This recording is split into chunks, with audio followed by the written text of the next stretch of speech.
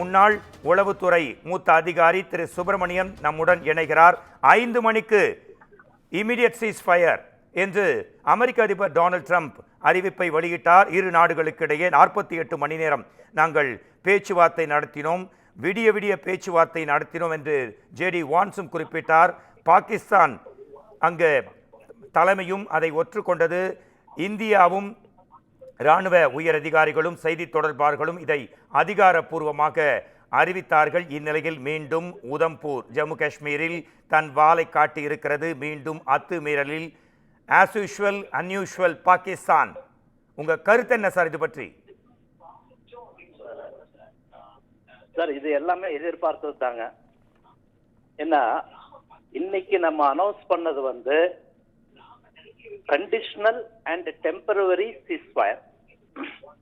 அதாவது இன்னைக்கு சாயங்காலம் 5 மணியிலிருந்து 12ஆம் தேதி DGMO director general of military operations of both countries, பாகிஸ்தானும் இந்தியாவும், இவங்க 2 பேரும் உட்கார்ந்து இவங்க ஒரு டேர்ம்ஸ் அண்ட் கண்டிஷன்ஸ் ஒன்று செட் பண்ணுவாங்க.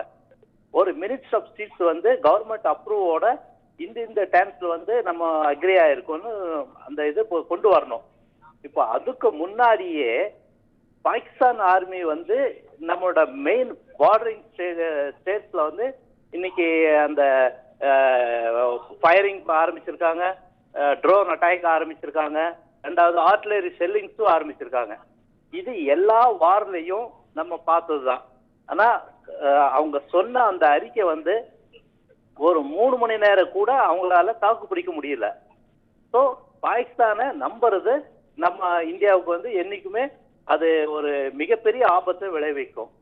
2வது, இப்ப அவங்களுக்குள்ளார ஏன் இவங்க இந்த ஃபயர் பண்றாங்கன்னா, இந்த கண்டிஷனல் சீஸ்ஃபயர்ல இந்தியா பலவிதமான பாயிண்ட்ஸ் கொண்டு வருவாங்க. அதுல ஃபர்ஸ்ட் ஆஃப் ஆல் இந்த 22 ஏப்ரல்ல அந்த டெரர் அட்டாக்ல ஈடுபட்ட அத்தனை டெரரிஸ்டையும் இந்தியாவுக்கு ஹேண்ட் ஓவர் பண்ணணும். 1. 2வது, இந்தியாவோட இத்தனை நாளா எத்தனை டெரர் அட்டாக் நடந்திருக்கோ அதுக்கு எல்லாமே பிரிபெட்ரேட்டர்ஸ், பேக்கர்ஸ் அண்ட் எக்ஸிக்யூட்டர்ஸ் யார் யாரு இப்போ அலைவா பாகிஸ்தானோட ஷீல்டில் இருக்காங்களோ அவங்களையும் ஹேண்ட் ஓவர் பண்ணணும். ஏன்னா அது எல்லாத்தையும் பாகிஸ்தான் மறைக்க முடியாது, மறுக்கவும் முடியாது. எல்லாம் அவங்க மூவ்மெண்ட்ஸ் எல்லாமே நம்மளோட இன்டெலிஜென்ஸ் இன்புட் எல்லாமே வந்துட்டு இருக்குது. 3வது, இந்த most wanted criminal and terrorist Dawood Ibrahim, Anees Ibrahim, அடுத்தது சார் தாவூத் இப்ராஹிம் எப்ப கிரிக்கெட் மேட்ச் பாகிஸ்தான்ல நடந்தாலும் ஸ்டேடியத்துல உட்கார்ந்து பாப்பாரு. ஆமா சார், உலகமே பார்க்காத. கண்டிப்பா. ஏன்னா அவருக்கு ஒரு ஐஎஸ்ஐயோட கவர் என்னைக்குமே இருந்துட்டே இருக்கும். அந்த ஐஎஸ்ஐயோட கவரை தாண்டி அவரை நம்ம இது பண்றதுக்கும் பிடிக்கிறதும் அட்டாக் பண்றது ரொம்பவே முடியாத காரியம். இப்பவும் கூட நேற்று நடந்த இந்த நம்மளோட ட்ரோன் அட்டாக் அவர் அவரோட இஸ்லாமாபாத்ல இருக்கிற கிளிப்டன் காலனி கேம்ப்ல இருந்து அவரை ஒரு அன்னோன் லொகேஷன்ஸ்க்கு ஷிஃப்ட் பண்ணிட்டாங்க. மேபி அந்த அன்னோன் லொகேஷன் பாகிஸ்தானோட கமர்ஷியல் ஷிப்பா இருக்கலாம், இல்ல பாகிஸ்தானோட மதர் ஷிப்பாவும் இருக்கலாம். அதுல இல்ல யுகேக்கு அவங்க ஷிஃப்ட் பண்ணிருக்கலாம். இது எல்லாமே பாசிபிலிட்டிஸ். இது நாளைக்கு நம்மளோட இன்டெலிஜென்ஸ் இன்புட் அதை கிராஸ் வெரிஃபை பண்ணும் போது அவர் எங்க போயிருக்காரு, என்ன போயிருக்காருன்னு எல்லாமே நம்மளுக்கு தெரிய வரும். அடுத்ததாக இவங்களோட நம்மளோட கண்டிஷன் என்னன்னா, இனி எக்காரணத்தை கொண்டும் இந்தியா மேல எந்த விதமான டெரர் அட்டாக் நடந்தாலும் அதை இந்தியா ஒரு ஆக்ட் ஆஃப் வாரா தான் நம்ம கன்சிடர் பண்ணுவோம். இந்த அறிவிப்பு 3:30க்கு நம்மளுடைய கவர்மெண்டோட பிஆர்ஓ அனௌன்ஸ் பண்றாரு. 3:35க்கு டொனால்ட் ட்ரம்போடைய ஒரு மெசேஜ் வருது. இந்த மாதிரி இந்தியாவும் பாகிஸ்தானும் சீஸ்ஃபயருக்கு அக்ரி பண்ணிட்டாங்க, மியூச்சுவலா அக்ரி பண்ணிட்டாங்கன்னு அவர் இது கொடுக்குறாரு, ட்வீட்ல மெசேஜ் அனுப்புறாரு. ஸோ இது எல்லாமே அவங்களுக்கு என்ன இதுன்னா ஒரு சான்ஸ் கொடுத்து பார்க்கலாம் அப்படின்னு ஒரு இதுதான். ஆனா அந்த எல்லாத்தையும் இவங்க இப்போ மீறி இப்ப தாக்குதல் நடந்துட்டு இருக்குது. இந்த தாக்குதலை நம்ம பார்க்கும்போது என்னதான் எந்த கண்ட்ரி மீடியேட் பண்ணாலும், எந்த கண்ட்ரி கோஆபரேஷன் பண்ணாலும் பாகிஸ்தான்ல வந்து அவங்க என்ன நினைக்க தோணுதோ அதுதான் செய்வாங்க. ரீசன் என்னன்னா பாகிஸ்தானோட கவர்மெண்ட் அந்த மாதிரி. பாகிஸ்தான் வந்து சிவிலியன் கவர்மெண்ட் ரன் பண்றதுல, பாகிஸ்தான் ரன் பண்றதே அவங்க இருக்கிற ஆர்மி தான். Pakistan is only for army. Army is not for Pakistan in that country. இந்த கண்டிஷன்ஸ் வந்து அவங்க எதுக்குமே இது பண்ண மாட்டாங்க, கன்சிடர் பண்ண மாட்டாங்க.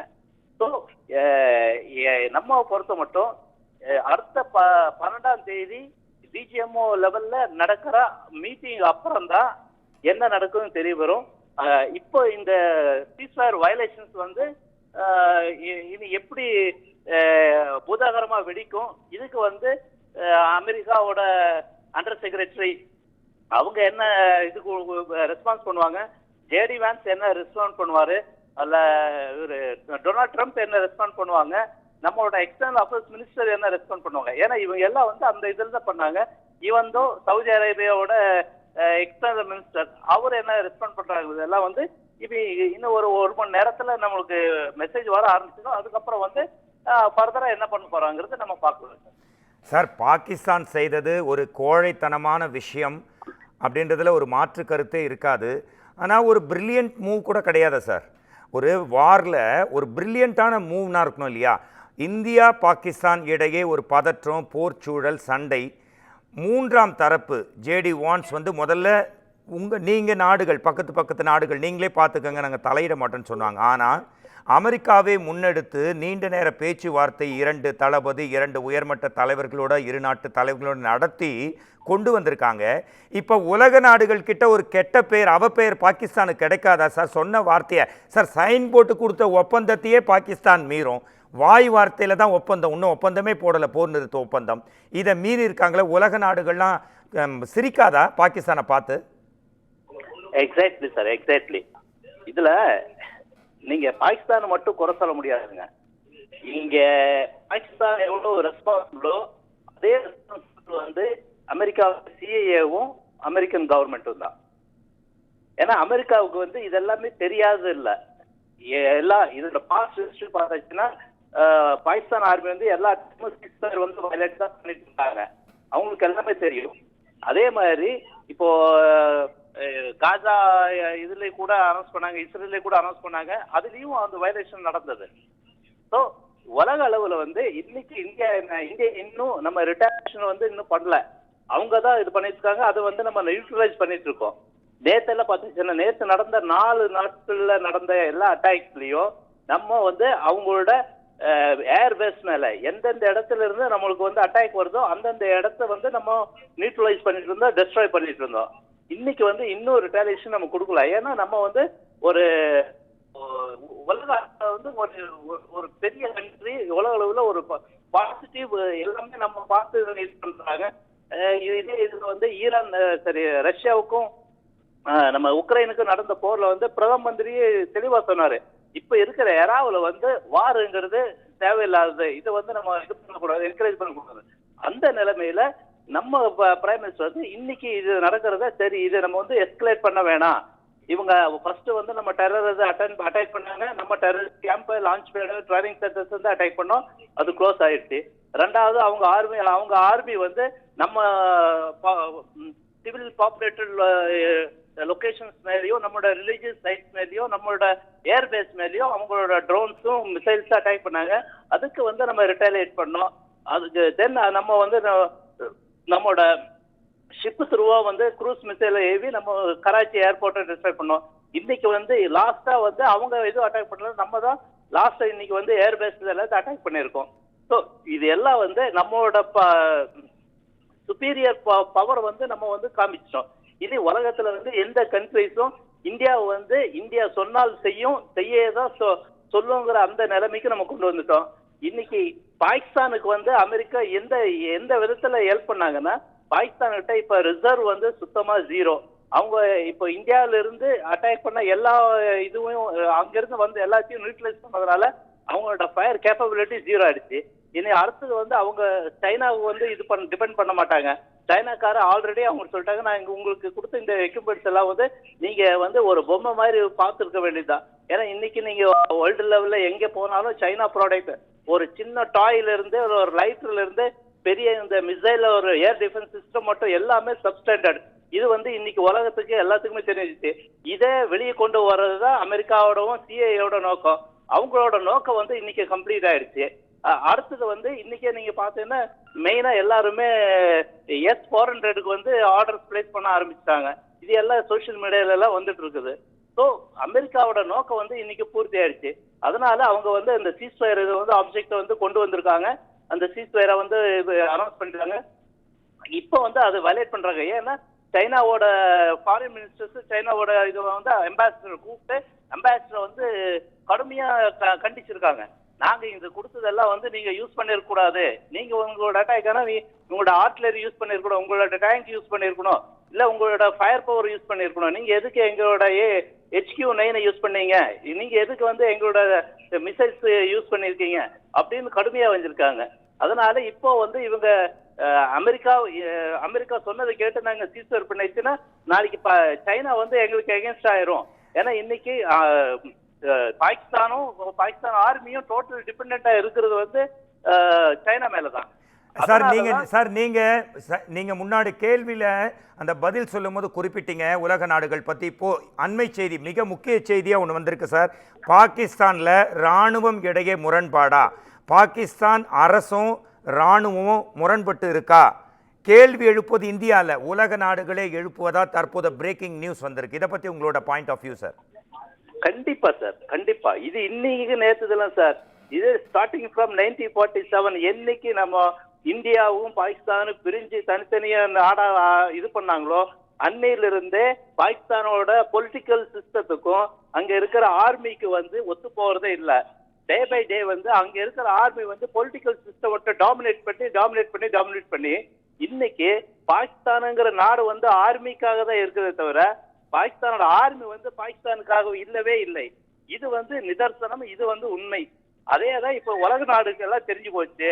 உலக நாடுகளை வந்து இனி ஃபர்தரா வந்து எந்த ஒரு கண்ட்ரிஸும் பாகிஸ்தானோட எந்த ஒரு ஆர்மியில ஆபீசர்ஸை வந்து என்டர்டெயின் பண்ண மாட்டாங்க, எந்த ஒரு கோர்ட்ஸுக்கும் கூப்பிட மாட்டாங்க, எந்த ஒரு டீலிங்ஸும் அவங்க கூட வைக்க மாட்டாங்கிறது இது இன்னைக்கு இப்ப வந்திருக்கிற அந்த உறுதிப்படுத்தப்படுகிறது sir. Sir, as an intelligence officer, நீங்கள் இன்டெலிஜென்ஸ் துறையில் உயர் அதிகாரியாக இருந்தவங்க, உங்களுக்கு நிச்சயமாக தெரிஞ்சிருக்கும் இந்த மாதிரி சுச்சுவேஷனில் ஒரு சீஸ்ஃபயர், இம்மீடியட் சீஸ்ஃபயர்னு 2 நாடுகளும் ஒத்துக்குது. அப்போது பாகிஸ்தான் இதை மீறுது.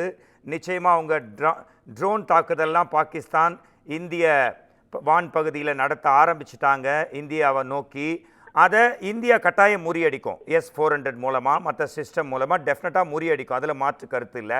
ஆனால் இந்த சமயத்தில் இந்தியா 12ஆம் தேதி மதியம் 12 மணி வரை நம்ம திருப்பி தாக்காமல் வந்த தாக்குதலை தடுக்கணுமா, இல்லை திருப்பி தாக்க ஆரம்பிக்குமா இந்தியா? கண்டிப்பா சார். ஒரு சமஸ்கிருதத்தில் ஒரு வேர்டு ஒன்று இருக்குதுங்க, அதிதி தேவோ பவ. இப்போ நம்ம வந்து இந்தியாவா வந்து சீஸ்ஃபயர் வந்து நம்ம இறங்கி போகல. இது எப்போ வந்ததுன்னா பாகிஸ்தானுக்கு ஒரு கிராண்ட் IMF த்ரூவா அமெரிக்கா சேங்ஷன் பண்ணது $1 பில்லியன். அந்த பணத்தை வச்சு அவங்க வந்து அவங்களோட கட்டமைப்பில் உருவாக்கணும். அந்த இடத்துக்கு பொலிட்டிக்கல் கவர்மெண்ட், பாகிஸ்தானோட பொலிட்டிக்கல் கவர்மெண்ட் வந்து அக்செப்ட் பண்றாங்க. அதே வந்து ஃபர்ஸ்ட் அந்த US செக்ரட்டரி வந்து நவாஸ் ஷெரீஃபோட பேசுறாரு. அப்புறம் நவாஸ் ஷெரீஃப் பேசும்போது அவர் ஓகேங்கிறாரு. எகைன் அவங்களோட மிலிட்டரி லீடர்ஷிப்ல வந்து முரண்பாடு வருது. அந்த முரண்பாடு வரும்போது எகைன் வந்து அந்த மிலிட்டரி லீடர்ஷிப்போட நேற்று சாயங்காலம் பேசுறாங்க. நேற்று சாயங்காலம் பேசினதுக்கு அப்புறம் இந்த IMF-ஓட ஃபண்ட் கிராண்ட் அலாட் ஆகுது. அந்த அலாட் ஆன பின்னாடி காலையில அவங்க இந்தியாவோட டெல்லியை நோக்கி வந்து அவங்களோட ஃபத்தே மிசைல்ஸ் வந்து லான்ச் பண்றாங்க. அதை நம்ம வந்து சிர்சா, ஹரியானாவில் சிர்சா இடத்துலயே நியூட்ரலைஸ் பண்றோம்.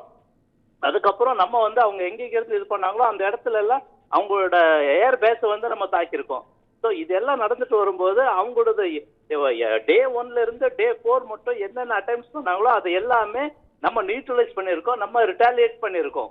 அது வந்து எந்த இடத்துலயும் நம்ம பப்ளிக் பிளேஸ் மேலேயோ இல்லை அவங்களோட எக்கனாமி மேலேயோ நம்ம கை வைக்கல. இது எல்லாம் பார்க்கும்போது நம்ம ஒரு கான்சியஸா ஒரு மெஷர்டு ஸ்டெப்ஸ் எடுத்துட்டு இருக்கோம்.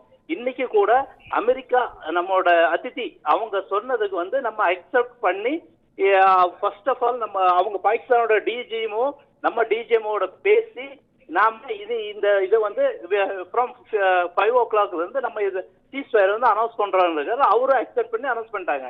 இப்ப இந்தியா வந்து இவங்க ட்ரோன் அட்டாக் நடந்துட்டு இருக்கும்போது இந்தியா வந்து அதை நியூட்ரலைஸ் பண்ணுமே தவிர ரிட்டாலியேட் பண்றதுக்கான பாசிபிலிட்டிஸ் வெறும் குறைவா இருக்குது. டில் 12th என்ன அவங்க ஸ்டாண்ட் எடுக்கிறாங்க, என்ன நம்ம பாயிண்ட்ஸ் வைக்க போறோம், அதுக்கு அந்த மிலிட்டரி கவர்மெண்ட் அங்க பொலிட்டிக்கல் கவர்மெண்ட் வந்து நீங்க கணக்கெடுக்க வேண்டிய அவசியமே இல்லை. Political government in Pakistan is simply a big zero. அதனால அங்க மிலிட்டரி கவர்மெண்ட் எந்த இது வந்து அக்செப்ட் பண்றாங்க, என்ன இது பண்றாங்க பார்த்து அதை பொறுத்து மட்டும் தான் நெக்ஸ்ட் ரிட்டாலியேஷன் நம்ம என்ன பண்ணுமோ, இதை சீஸ்ஃபயர் கண்டினியூ பண்ணுமா, இல்ல இவங்க இந்த 2 நாளா இவங்க அட்டாக் பண்ணதுக்கு வந்து நம்ம ரிட்டாலியேட் பண்ணணுமாங்கிறது வந்து அவங்க அன்னைக்கு பொறுத்துதான் இருக்கும். ஆனா இன்னைக்கு பாகிஸ்தான் சைட்ல பார்த்தாச்சுன்னா அமெரிக்காவோட சீஸ்ஃபயர் அக்செப்ட் பண்ணி அமெரிக்காவுக்கு வந்து நல்லவங்க ஆயிட்டாங்க. சைனாவோட இந்த இதெல்லாம் இது பண்ணி இப்ப அட்டாக் பண்ணி சைனாவுக்கும் நல்லவங்க ஆயிட்டாங்க. ஸோ இந்த 2 கண்ட்ரியும் பேலன்ஸ்டா பார்த்துட்டு போறது வேலை வந்து இப்ப சைனீஸ் ஆர்மி வந்து பண்ணிட்டு இருக்காங்க சார். சார், ஆனால் நீங்கள் குறிப்பிட்டது மாதிரி அமெரிக்கா மற்றும் சைனா நிச்சயம் அவங்களும் சூப்பர் பவர் தான். இவங்களோட அந்த பொருளாதாரம் வந்து இந்தியா வந்து முக்கிய பங்கு வகிக்குது நுகர்வோரில். இப்போ சைனா ப்ராடக்ட்ஸும் சரி, அமெரிக்கன் ப்ராடக்ட்ஸும் சரி, அவங்களோட பொருளாதாரத்தை இந்தியாவும் மிக முக்கிய பங்கு வகிக்குது. பாகிஸ்தான் 0% அப்படின்னு சொல்லலாம். ஆனாலும் இப்போது அமெரிக்காவே வந்து முதல்ல நாங்கள் வந்து மத்தியஸ்தம் பண்ண மாட்டோம்னு சொல்லி அப்புறம் அவங்க பண்ணியிருக்காங்க. நீங்கள் ஒரு பழமொழி குறிப்பிட்டீங்க, இன்னொரு பழமொழி இருக்குது சார், விநாசகாலே விபரீத புத்தி. மூளை சரியாக வேலை செய்யலைன்னா கெட்ட காலம் வந்துடும்னு. அந்த கெட்ட காலம் பாகிஸ்தானுக்கு வந்தாச்சா? கண்டிப்பா சார். நேத்து அவங்களோட பார்லிமெண்ட்ல வந்து ஒரு எம்பி அவரோட பிரைம் மினிஸ்டர் உட்கார வச்சே பேசுறாருங்க. அதாவது ஒரு புலி ஒரு நரி கூட்டத்துக்கு தலைவரா இருந்தான்னா அந்த புலி வந்து அட்டாக் பண்ணுவாங்க. அதே புலி கூட்டத்துக்கு ஒரு நரி தலைவரா இருந்தான்னா எப்படி இருக்கும்? அதாவது பாகிஸ்தான் ஆர்மி வந்து நரி கூட்டம் மாதிரியும் புலி மாதிரியும், அவங்களோட பிரைம் மினிஸ்டர் வந்து நரி மாதிரியும் அந்த மாதிரி ஒரு இது பண்ணி அவங்க பேசியிருந்தாங்க. ஸோ இது எல்லாமே அது இல்லாம இன்னொருத்த எம்பியும் பேசியிருந்தாரு, நீங்க வந்து ரொம்பவே ஃபெயிலியர் பிஎம், உங்களால இதை ஹேண்டில் பண்ணவே முடியாதுங்க. ஆனா ஆக்சுவலா அது உண்மை. ஏன்னா பாகிஸ்தானோட பிரைம் மினிஸ்டர் வந்து நம்ம நாட்டில் வந்து ஒரு கவுன்சிலர் இருக்கிற பவர் கூட அவங்களுக்கு இல்லை. அவங்களால எதையுமே அவங்களோட ஓனாவே செய்ய முடியாது. சும்மா இந்த இன்டர்நேஷனல் சார்ட்டர் இதுக்கு வந்து ஒரு பிரைம் மினிஸ்டர் வேணும், ஒரு பிரசிடென்ட் வேணும்னா அதுக்காக ஒரு பொம்மையை 2 பேர் வச்சிருக்காங்களே தவிர அங்க பூரா ரூலிங் பண்றது வந்து அங்க இருக்கிற ஜெனரல் ஆசிப் முனீரோட அந்த ஆர்மி டீம் தவிர வேற எதுவுமே இல்லை சார். நரி கூட்டம் நிச்சயம் இந்தியா சிங்கம் மாதிரி புலி மாதிரி நிச்சயம் தக்க பதிலடி கொடுக்கும். இந்த சமயத்திலும் இணைந்ததற்கு நன்றி சார். நன்றி சார், ரொம்ப நன்றி சார். தேங்க்யூ. Thank you sir.